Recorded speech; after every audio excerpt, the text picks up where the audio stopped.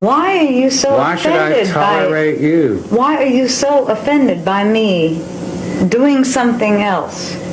Because I live with a woman or she lives with me. She doesn't live with other people. I do live with other people, and I'm going to for the rest of my life. I know I'm going to turn you over to them. Don't you see? No. What shit? You fucking cunt. You think you walk out on me every fucking night? You fucking whore. You bitch. Who do you think I am? Just, I'm going to do this, live with other people. You fucking shit.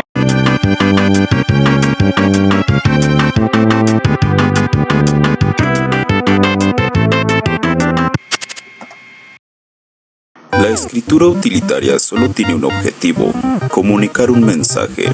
El empleado le escribe a su jefe: Señor, ayer vendí los tomates rápidamente. No hay que criticar a este empleado por usar un adverbio terminado en mente. Al contrario, usó la palabra justa para comunicar su mensaje. La escritura literaria, en cambio, no es utilitaria. Interesa lo que se dice, por supuesto, pero también cómo se dice. El estilo es parte fundamental de la escritura literaria. Gabriel García Márquez es famoso por el desdén que sentía hacia los adverbios terminados en mente. Recomendaba no utilizarlos. Sin embargo, al disponerme a escribir esta nota, sentí curiosidad y visité cuentos de otros grandes autores. En La noche boca arriba, uno de los cuentos más célebres de Julio Cortázar, conté 18 adverbios terminados en mente. En El Aleph, destacado cuento de Jorge Luis Borges, conté 25. Ambos textos son relativamente breves. Por tanto, me es imposible afirmar que la utilización de adverbios terminados en mente es un defecto. Puede serlo si dos cuentos magníficos tienen 18 y 25 mentes. Lo que sí creo evidente es que no se debe abusar de los adverbios terminados en mente. Veamos la teoría. Un adverbio modifica un verbo, es decir, nos ofrece información adicional sobre el verbo. Si alguien vende un producto, solo sabemos que lo vendió, nada más. Porque el verbo vender no incluye información adicional. Pero si un producto se vende rápidamente, el adverbio nos dice cómo se vendió, con rapidez. Es información adicional. Creo innegable que un texto literario se enriquece cuando no despacha esta información adicional con un frívolo rápidamente, sino que opta por describir cómo se llevó a cabo la acción. Comparemos dos versiones. Número 1. Vendí los tomates rápidamente. Número 2. No sé qué ocurrió. Tan pronto entré a la plaza de mercado, unas 30 mujeres corrieron en dirección mía con tanta histeria que me escondí debajo de mi carreta de tomates. Pero no era conmigo el asunto. Asomé la cabeza y las vi agarrando, examinando y oliendo los tomates con cariño. No supe reaccionar hasta que una de ellas me miró irritada y exclamó: ¿vas a vender los tomates o a reparar las ruedas de la carreta? Ellas mismas estaban echando los tomates en bolsas y hacían turno frente a la balanza. De pronto, perdido en el miedo, me puse de pie, agarré la bolsa de la primera clienta en la fila y pesé los tomates que soltó con un suspiro. Le dije: son 5 pesos. Los pagó sonriente. Y en cuestión de 45 minutos vendí todos los tomates. Por lo general, me tarda un día entero venderlos. En el caso de un cuento o una novela, es obvio que la segunda opción es más rica que la primera.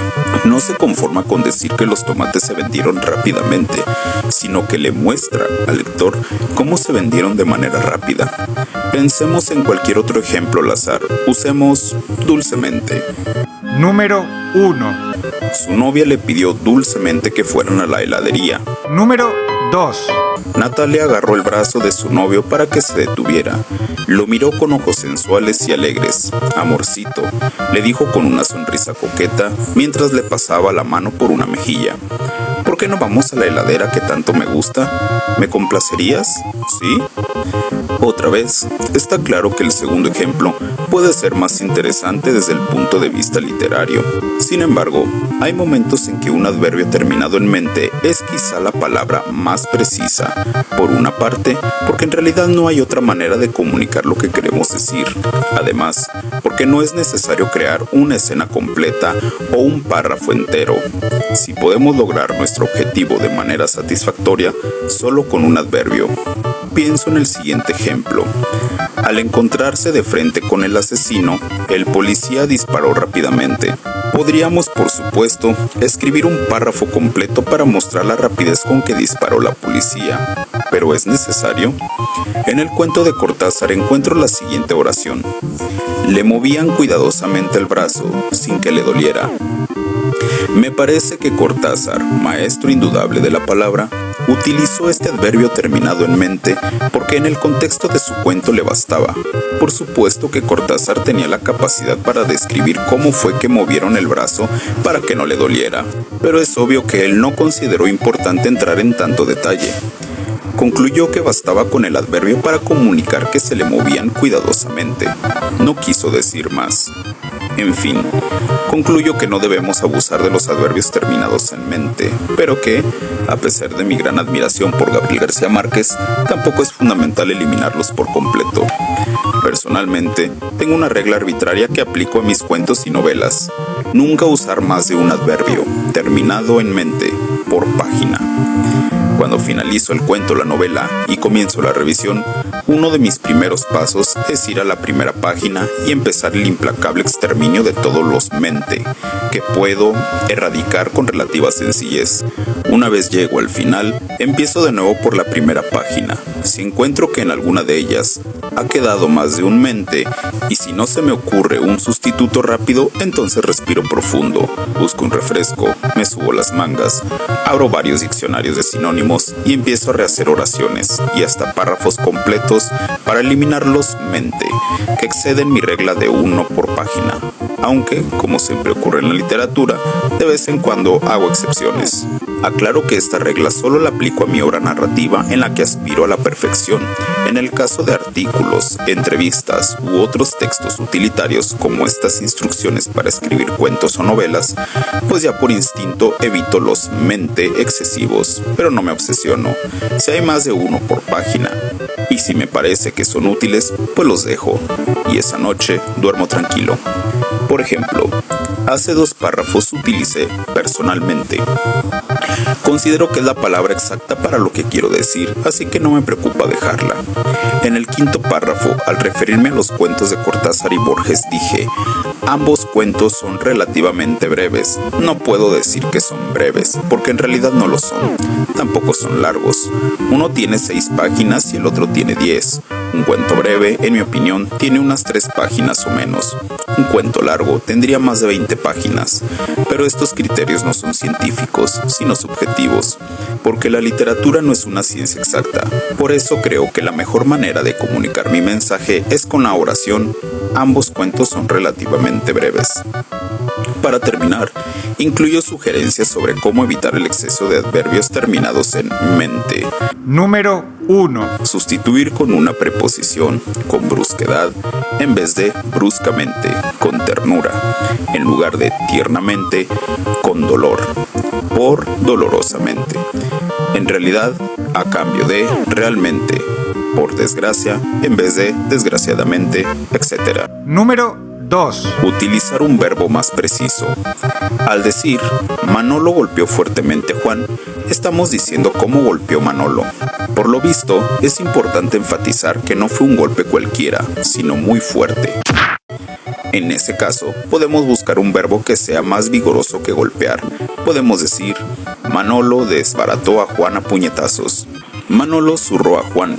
Manolo apaleó a Juan, etc. No necesitamos el adverbio terminado en mente, porque estamos usando un verbo más recio que golpear. Número 3.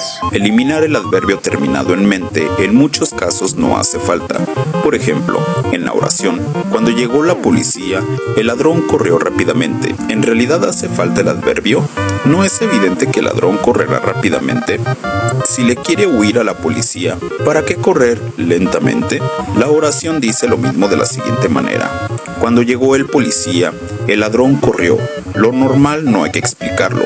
Si por alguna razón el ladrón corre lentamente, solo entonces habría que explicar por qué corre lentamente.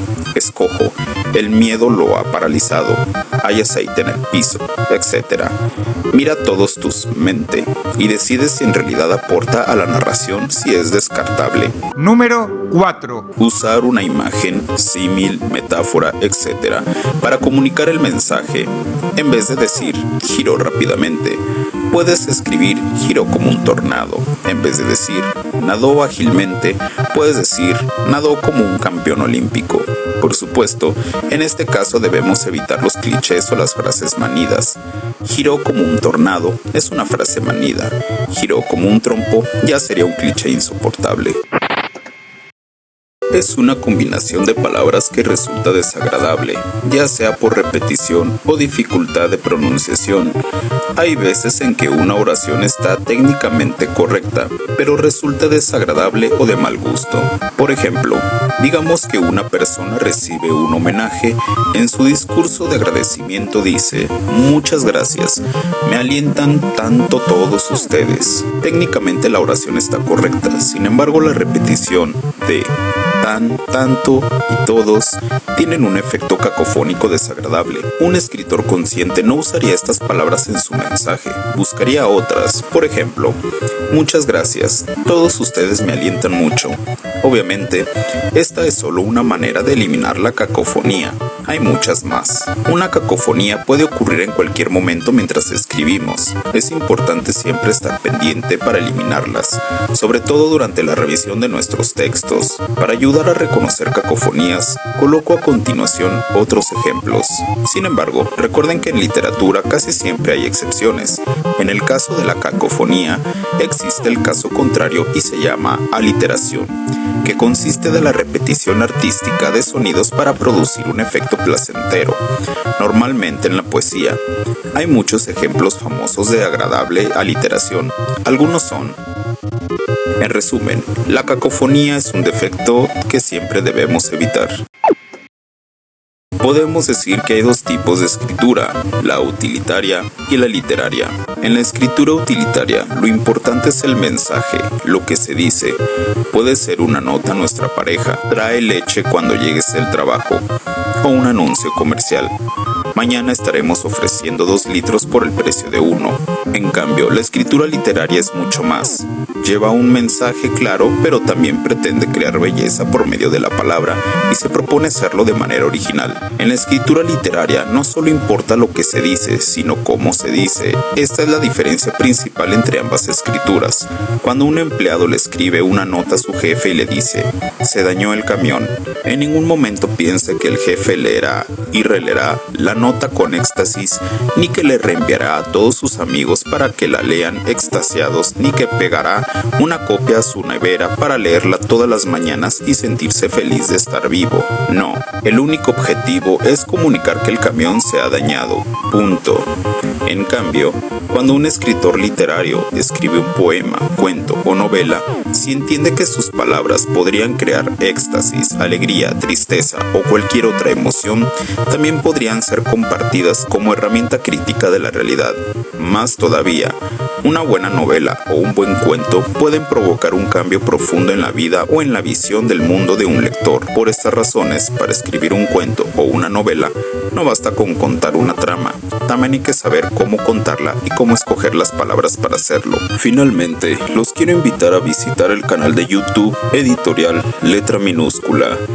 Esta editorial, un tanto independiente o alternativa, ya que no suele publicar de manera física sus libros, sino que asesora para publicarlos de manera digital. Los servicios que ofrece esta editorial española son las siguientes: consejos para escritores, dominar la publicación de Amazon KDP, estrategias de marketing para escritores, tutoriales para escritores y mucho más. Personalmente, recomiendo ver casi todos los videos, ya que algunos de ellos pueden serles de mucha accesibilidad al conocer otras nuevas plataformas de publicación y no solamente las de Amazon, que de hecho de esta última son las que más recomiendo para ver sus videos en este canal. La escritura es también una forma de autoconocimiento. A veces cuando escribimos una novela, en realidad utilizamos mucho lo que hay en nuestro interior, nuestra historia personal, nuestras emociones, nuestros sentimientos.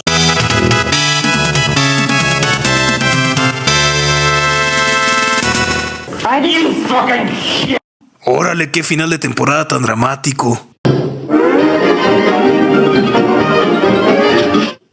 Eso es todo, amigos.